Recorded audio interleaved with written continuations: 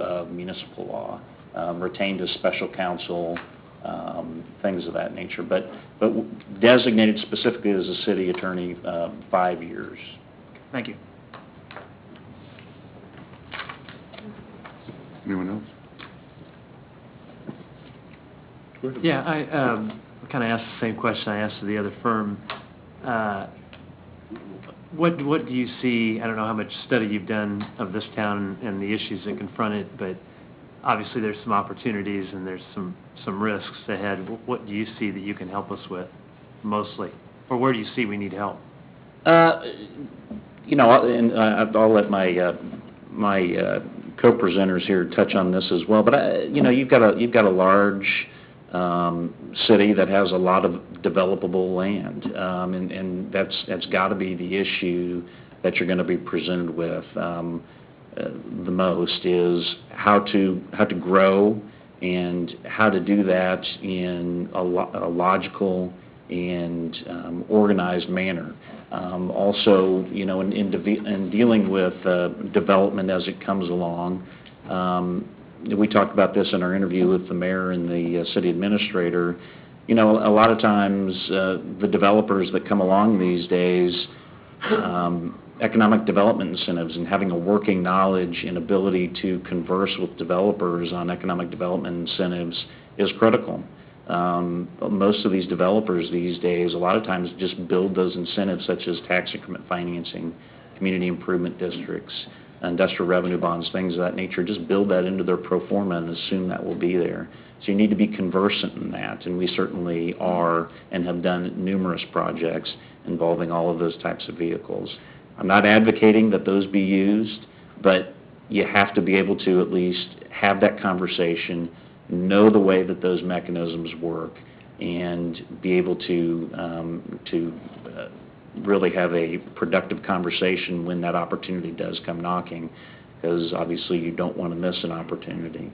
But I'll let my co-presenters touch on that if they have any thoughts.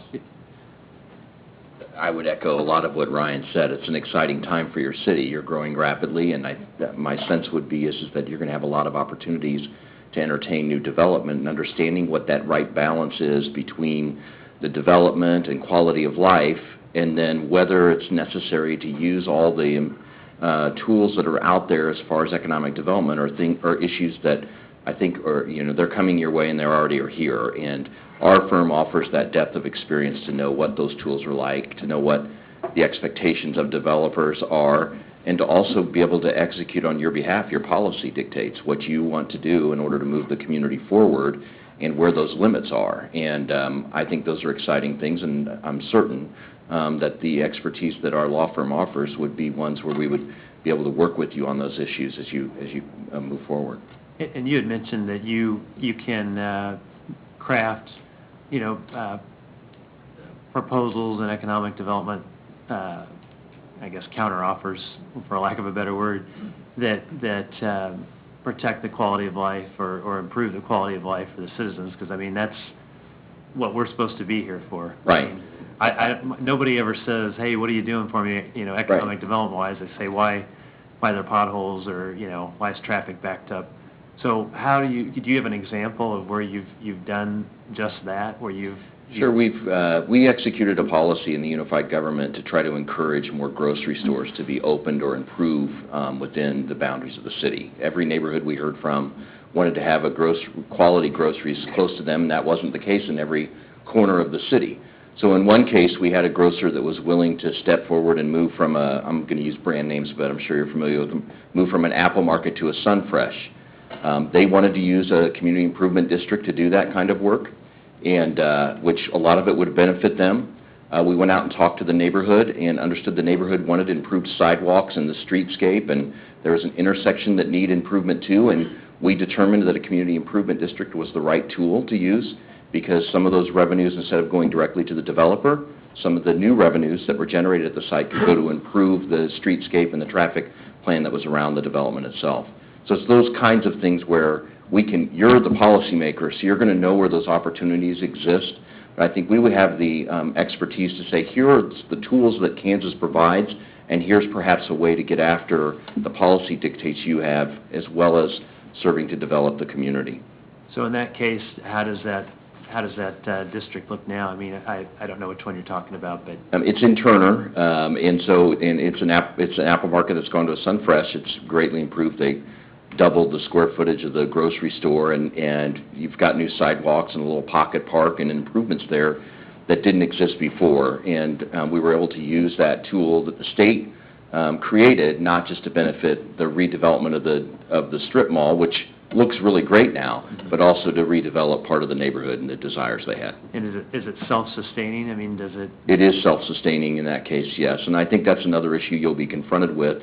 Because a lot of times you'll be looking at development agreements and you'll hear some developers wanting to use the general obligation authority of the city in order to move the project forward.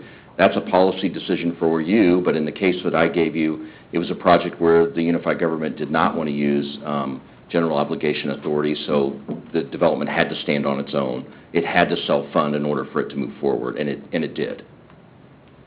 Let me jump in on that, Joe. For the city of Westwood, I drafted their economic development policy, and we had a lot of time spent in a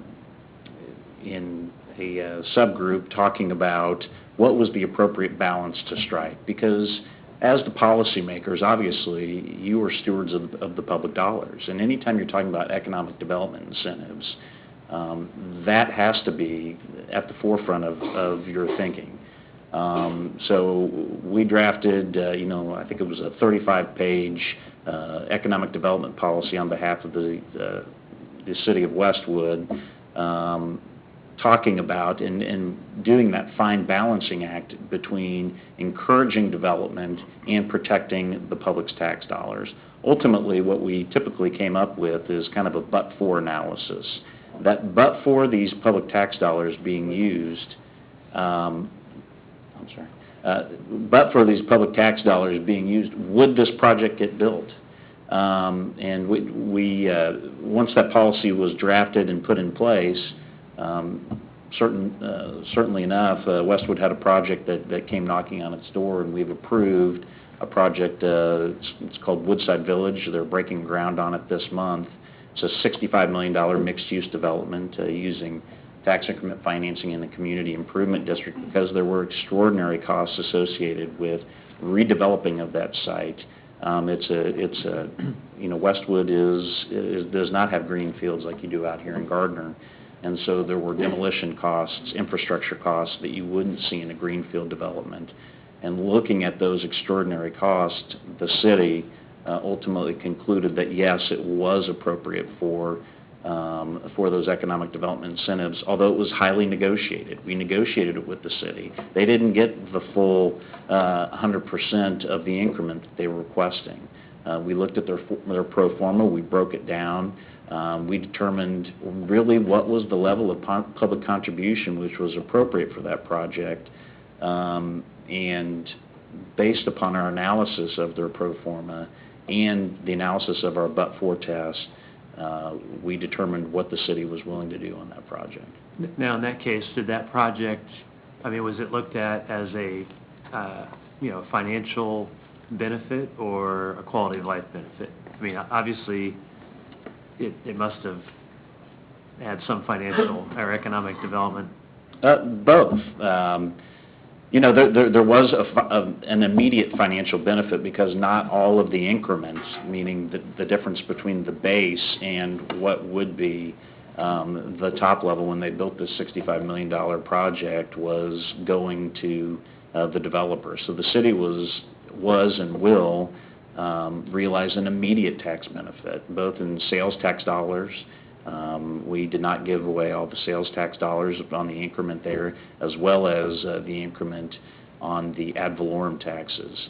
So there's an immediate economic benefit to the city there, and it was a quality of life issue.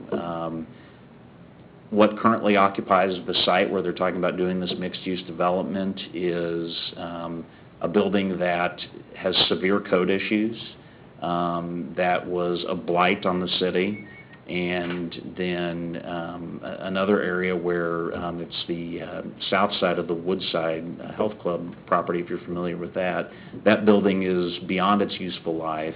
was becoming a blight, had